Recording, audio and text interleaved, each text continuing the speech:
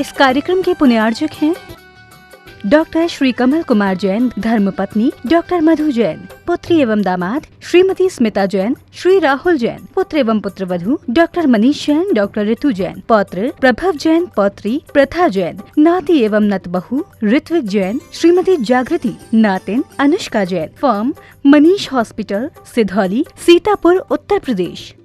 श्री रमेश चंद्र जैन, रूपलता जैन, संस्थान model public school एवं Jain model public school, Palam, Delhi. पुत्र इंजीनियर पीयूष जैन, पुत्र वधू शिखा जैन, पुत्र डॉक्टर चंद्रेश जैन, पुत्री इंजीनियर अंजू जैन, दामाद इंजीनियर अभिषेक जैन, पुत्री इंजीनियर संजू जैन, दामाद इंजीनियर संजीव जैन, पुत्री डॉक्टर हेमा जैन, दामाद डॉक्टर संजीव जैन, पुत्री इंजीनियर रचना जैन, दामाद इंजीनियर अखिल अग्रवाल, पुत्री इंजीनियर सपना जैन, इंजीनियर दामाद प्रांशुल जैन। श्रीमती मैना देवी सेठी, श्री अनिल जी, श्रीमती मीना, श्री सुभाष जी, श्रीमती सुमन, श्री सुशील जी, श्रीमती संध्या, श्रीमती राजुल जी, श्री विनोद जी, दीपक जी, ऋषभ जी, हर्षवर्धन जी, अभिनंदन जी, चहल, देव, युवान, अनिका, अरिहंत, शौर्य, रियान एवं सनाया सेठी, समस्त परिवार, दिल्ली, कोलकाता, बेंगलोर। श्रीमान रूपचंद जी, कमला देवी जैन, श्रीमान दिनेश जी, श्रीमती रेखा जी जैन, श्री दिवेश जैन एवं दिशा जैन, सपरिवार, निवासी व्यावर, प्रवासी मलाड, पश्चिमी मुंबई।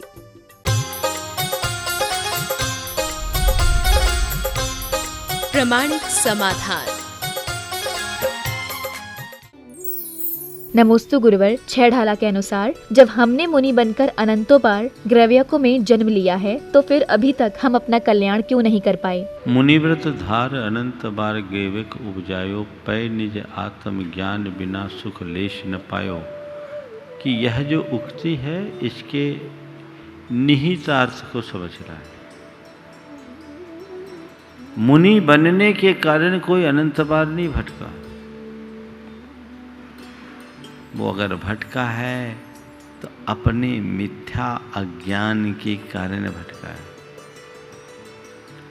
मुझे तो इसमें भी मुनित्व की महिमा प्रतीत होती है। सिद्धांत शास्त्रों के अनुसार मिथ्या दृष्टि जीवों का उत्पाद 12वें स्वर्ग से ऊपर नहीं होता। लेकिन यदि कोई मुनि हो, मिथ्यात्वी भी हो और अच्छी साधना करता हो, तो वो मिथ्यात्वी मुनि भी 9वें ग्रेवेक तक चले जाता है। मतलब क्या है? जो मिथ्या तो 12वें गुण स्वर्ग से ऊपर नहीं जाता, यदि मुनि के साथ जुड़े तो 9वें ग्रेवेक तक चला जाता। तो मिथ्यात्व के साथ मुनि बना तो 9वें ग्रेवेक चला गया। अगर सम्यक के साथ बना होता तो मोक्ष चले जाते।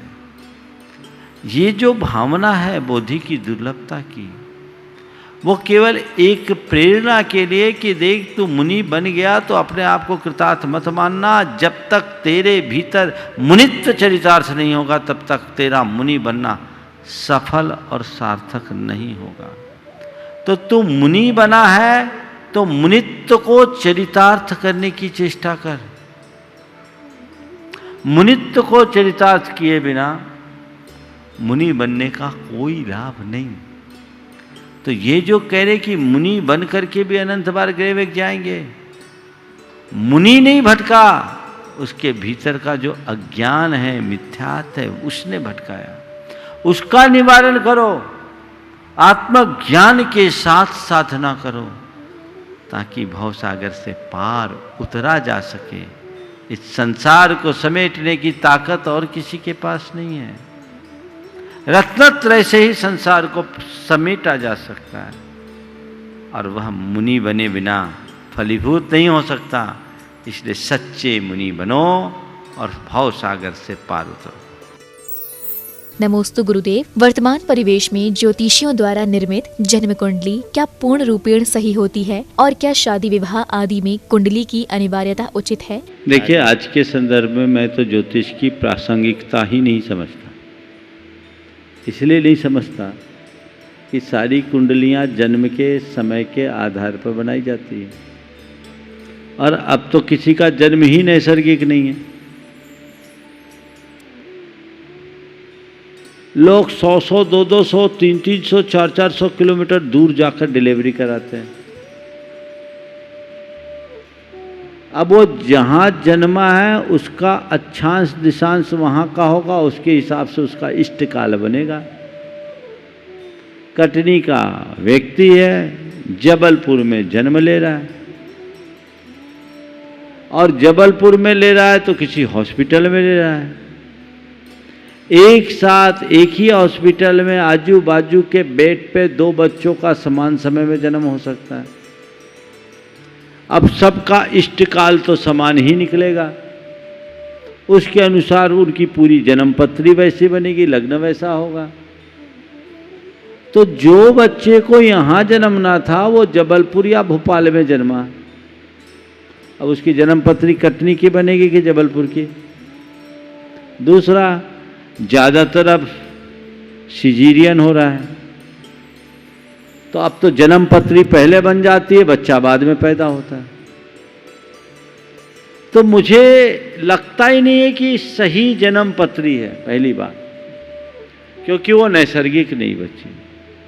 अब जन्म पत्री ही सही नहीं तो उसका फलादेश सही कैसे होगा?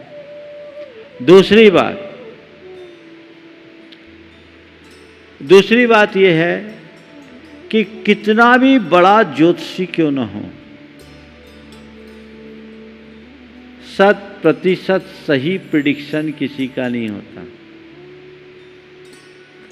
इसलिए इन सब पर मैं ज्यादा भरोसा नहीं करता। मैं ऐसे अनेक लोगों को जानता हूं जिनके विवाह 36 गुण मिलने के बाद हुए और आज 36 का आंकड़ा है। मेरे संपर्क में है, 36 गुण मिले विवाह के पहले और आज 36 का आंकड़ा है। और मैं ऐसे को भी जानता हूं जिनने कुंडली मिलाई नहीं और आज मन बहुत अच्छे से मिल रहा है। विवाह के 40-40, 50-50 वर्ष हो गए।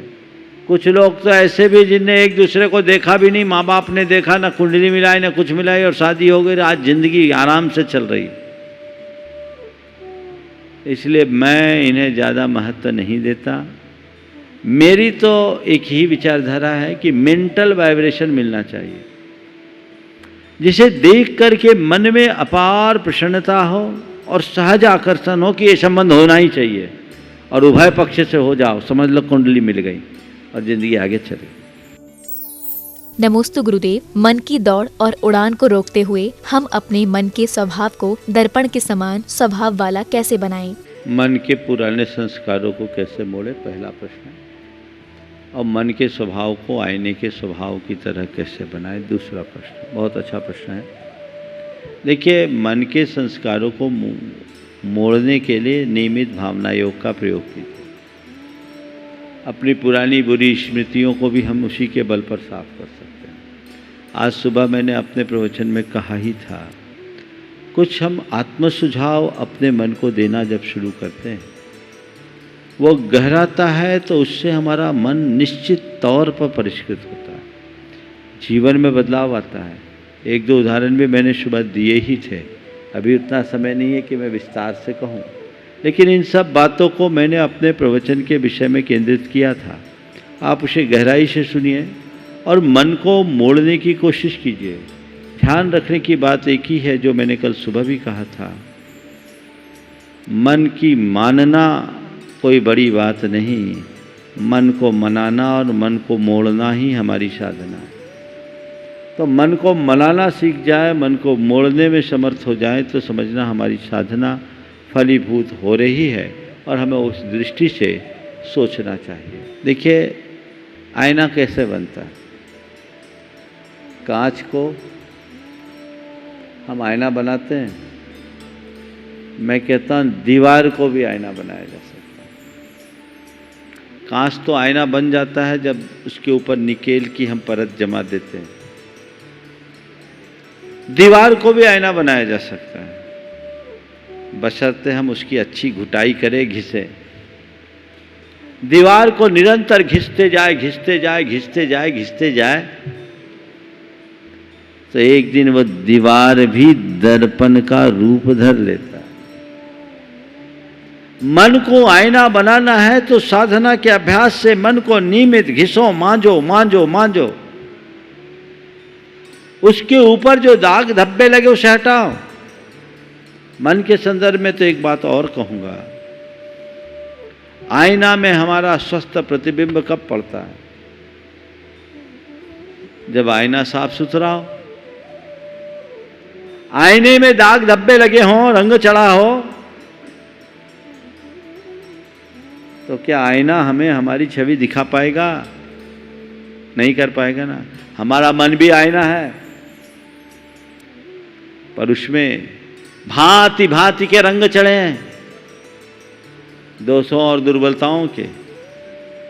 उनको हम जब दूर करेंगे, साफ करेंगे, हमारा मन दर्पण हो जाएगा। और जब हमारा मन दर्पण होगा तो हम साधना की उच्च भूमिका में स्वयं पहुंच जाएंगे, जहां स्वागत सभी का, संग्रह किसी। नमोस्तु गुरुदेव, इमोशन और इमोशनल ड्रामे में अंतर कैसे करें? बहुत अच्छा सवाल किया है, और उसका सार केवल ये है कि इमोशन और इमोशनल ड्रामा में हम अंतर कैसे करें। मैं तो केवल इतना कहता हूँ कि मनुष्य अगर अपने इमोशंस पर नियंत्रण रखने की कला सीख ले तो उसके जीवन का सारा ड्रामा ही खत्म हो जाए। आत्म संयम के बल पर हम अपने इमोशंस पर नियंत्रण ला सकते हैं।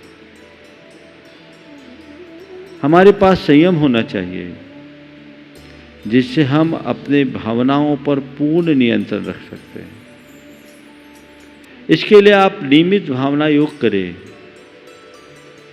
भावना योग की एक प्रार्थना है, प्रभु मुझे ऐसी शक्ति दे कि जीवन के सब प्रकार के उतार चढ़ाव में स्थिरता रख सकूं। हे प्रभु मुझे इतना आत्म संयम दे कि मैं हर स्थिति में अपनी भावनाओं पर नियंत्रण रख सकूं। ये भावनाएं आप उत्तरोत्तर बढ़ाइए। इमोशंस रहेंगे पर उनकी बाढ़ नहीं आएगी। जो इमोशनल ड्रामा है, जैसे आप ड्रामा शब्द कह रहे हैं, मैं ड्रामा नहीं कहता हूं, उसे भावातिरेक मानता हूं। ये भावातिरेक भावनाओं पर अनियंत्रण का कुफल है। तत्वज्ञान के बल से जीवन की वास्तविकता को समझने वाले लोग इस तरह के भावनाओं के बहाव में नहीं बहते। वे अपने अंदर स्थिरता, ठहराव बनाए रखते हैं। हम भी ऐसा कर सकते हैं। अध्यात्म मूलक दृष्टि जिसके अंदर होती है, वो ऐसी स्थिति में कुछ भी हो जाए, जो हो गया तो हो गया, और अपने आप को संभाल लेते हैं। मेरे संपर्क में ऐसे अनेक लोग हैं जिनके जीवन में बड़े बड़े उतार चढ़ाव आए, लेकिन उन्होंने उस घड़ी भी अपने अंदर स्थिरता रखी। तो ऐसा नहीं है कि हम अपनी भावनाओं पर नियंत्रण न रख सकें। अभ्यास के बल पर भावनाओं पर नियंत्रण लाया जा सकता है। नमोस्तु गुरुदेव, बीजाक्षर किसे कहते हैं? देखिए, बीजाक्षर क्या होते हैं? बीजाक्षर ऐसे अक्षर जिसमें अनंत संभावनाएं छिपी हो, जैसे बीज से वृक्ष बनता है। ओम, ह्रीम, श्रीम, क्लीम, ऐम आदि इनको बीजाक्षर कहा गया है। ये अलग से मंत्र है। नमोकार मंत्र में इस प्रकार के किसी प्रकार के बीजाक्षर नहीं। बीजाक्षर मंत्रों में अतिरिक्त शक्ति उत्पन्न करने के लिए लगाए जाते हैं, लेकिन नमोकार महामंत्र खुद में इतना शक्तिशाली है, उसमें किसी बीजाक्षर की जरूरत ही नहीं। वो अपने आप में पूर्ण मंत्र है, और संपूर्ण मंत्र तो मंत्र है ही, उसका एक पद भी मंत्र है। एक पद तो मंत्र है ही, एक अक्षर भी मंत्र है। नमोस्तु गुरुदेव, वास्तविक निंदा का स्वरूप क्या है? देखिए, निंदा क्या है? किसी व्यक्ति की दोष और दुर्बलता को दूसरों तक परोक्ष में फैलाना निंदा है। खासकर जो बात सामने वालों को प्रत्यक्ष न बोल सके, उसे परोक्ष में कहना भी निंदा है। जो बात प्रत्यक्ष में कहने की स्थिति नहीं है, उसे परोक्ष में भी नहीं कहना चाहिए। किसी के गलत कार्य के विषय में किसी को कहना उसके आशय पर निर्भर करता है गलत बात को फैलाने की दृष्टि से आप कर रहे हैं तो निंदा है, और उस गलत बात के शिकार लोग न हो जाए जागरूकता फैलाने की दृष्टि से कर रहे हैं तो ये जागरूकता का अभियान है। हमें दोनों बातों को ध्यान में रखकर करना चाहिए, लेकिन हमेशा किसी की गलत बात के प्रचार से पूर्व ये विचार जरूर करना चाहिए कि ऐसी क्रिया करने से धर्म की हानि तो नहीं है, परिवार की साख तो नहीं जाएगी, या समाज की छवि तो खराब नहीं होने वाली है। इन बातों को ध्यान में रख करके ही ऐसी बातें फैलानी चाहिए। यदि ऐसी बातों के प्रचार प्रसार से धर्म, परिवार या समाज में विपरीत प्रभाव पड़ता है तो उससे बचना चाहिए। नमोस्तु गुरुदेव। कहते हैं कि बहुत दूर जाना पड़ता है ये जानने के लिए कि नजदीक कौन है, और गुरु के पास आने के लिए हमें कितनी दूर और जाना पड़ेगा। क्या ये हमारा भ्रम है कि हम गुरु के पास हैं? आपके नज़दीक आने के लिए हमें और कितना दूर जाना पड़ेगा? क्या ये हमारा भ्रम है कि हम आपके नज़दीक हैं? देखिए, मेरे निकट कौन है ये मुझे नहीं पता, लेकिन ये पता हर उस व्यक्ति को होना चाहिए जो हमें अपने आप को मेरे निकट महसूस करता है, मानता है। निकटता तो आपको बनानी है, हमें नहीं। हमने तो सबसे अपना रास्ता ही बदल दिया। और निकटता का आधार क्या है? निकटता का आधार मानसिक जुड़ाव। दूरस्थोप या दूरस्थ यो यस्य हृदय स्थित यो यस्य हृदय नास्ति समीपस्थोपि दूरतः। जो जिसके हृदय में, मन में स्थित है, दूर रहने के पास भी पास है, और जो जिसके मन में नहीं है वो पास रहने पर भी दूर है। इसलिए इस उक्ति को ध्यान में रखकर निकटता और दूरी का आकलन करें। नमोस्तु गुरुदेव। यदि किसी व्यक्ति ने समाधि पूर्वक मरण किया तो क्या उस व्यक्ति को पिछले समय में किए गए पापों का फल आगामी जन्म में भोगना पड़ेगा? देखिए, अंत समय में धर्म ध्यान करने का और धर्म ध्यान के साथ देह छोड़ने का शुभ परिणाम मिलता है। और हमारे यहाँ एक बड़ी पुरानी उक्ति है, अंतमता सोगता। जिसके अंत में अच्छे परिणाम होते हैं वे सद्गति के पात्र होते हैं। लेकिन इसका मतलब ये नहीं कि ऐसा करने से उसका पुराना पाप सब पूरी तरह धुल ही जाए। यदि उसके परिणाम अच्छे से परिवर्तित हो गए और उसने अपनी जीवन धारा को बदल लिया है तो ये बात बहुत संभव है कि पूरे जीवन भर का पाप कुछ मिनटों में साफ हो जाए। लेकिन एक केवल अल्पकालिक ऐसी स्थिति है तो सद्गति का तो पात्र बनेगा, लेकिन उसका पाप उसका पीछा नहीं छोड़ेगा। उसे वहाँ जा कर के भी पाप तो भुगतना ही पड़ेगा। जैसे हमारे शास्त्रों में ऐसे बहुत सारे प्रसंग आते हैं कि किसी ने जीवन भर पाप किया, अंत में अच्छे परिणाम से मरा तो देव बन गया। लेकिन देव बनने के बाद भी सभी देवों का एक सा वैभव नहीं होगा। किसी ने कुछ पुण्य किया, मनुष्य बन गया, तो पुण्य से मनुष्य तो बन गया, लेकिन सभी मनुष्य एक से नहीं है, उसके साथ उसका पाप होगा। इसी तरह इसको उलट ले तो जीवन भर पाप धर्म करने वाले व्यक्ति की मति यदि अंत में खराब हो गई तो दुर्गति का पात्र बनेगा। तो उसके जीवन भर का पुण्य कहाँ जाएगा, ये भी सवाल होता है। तो ऐसे व्यक्ति का पुण्य भी काम में आएगा, लेकिन वो उसी अनुरूप फलेगा। जैसे कोई व्यक्ति अपने जीवन काल में खूब धर्म ध्यान किया, पुण्यार्जन किया, मरण के समय कुपरिणाम करके वो कुत्ता बन गया, तो कुत्ता बनना पाप का फल है। लेकिन कुत्ता भी बनेगा ऐसा जिसके ऊपर लाखों रुपए खर्च होंगे। किसी करोड़पति अरबपति का कुत्ता बनेगा। ये क्या कराया? ये उसके पुण्य ने कराया। तो पुण्य पाप अपना फल द्रव्य क्षेत्र काल भाव के अनुसार देते हैं, और जैसी स्थितियां होती उसके अनुरूप उसका फल मिलता है। प्रमाणिक समाधान।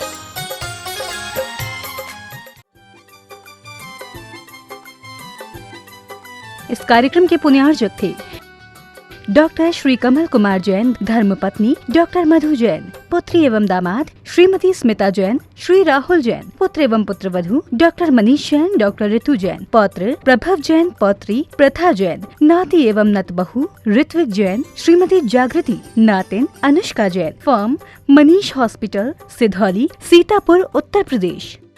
श्री रमेश चंद जैन, रूपलता जैन, संस्थान मॉडल पब्लिक स्कूल एवं Jain model public school, Palam, Delhi, पुत्र इंजीनियर पीयूष जैन, पुत्रवधू शिखा जैन, पुत्र डॉक्टर चंद्रेश जैन, पुत्री इंजीनियर अंजू जैन, दामाद इंजीनियर अभिषेक जैन, पुत्री इंजीनियर संजू जैन, दामाद इंजीनियर संजीव जैन, पुत्री डॉक्टर हेमा जैन, दामाद डॉक्टर संजीव जैन, पुत्री इंजीनियर रचना जैन, दामाद इंजीनियर अखिल अग्रवाल, पुत्री इंजीनियर सपना जैन, इंजीनियर दामाद प्रांशुल जैन। श्रीमती मैना देवी सेठी, श्री अनिल जी, श्रीमती मीना, श्री सुभाष जी, श्रीमती सुमन, श्री सुशील जी, श्रीमती संध्या, श्रीमती राजुल जी, श्री विनोद जी, दीपक जी, ऋषभ जी, हर्षवर्धन जी, अभिनंदन जी, चहल, देव, युवान, अनिका, अरिहंत, शौर्य, रियान एवं सनाया सेठी समस्त परिवार, दिल्ली, कोलकाता, बैंगलोर।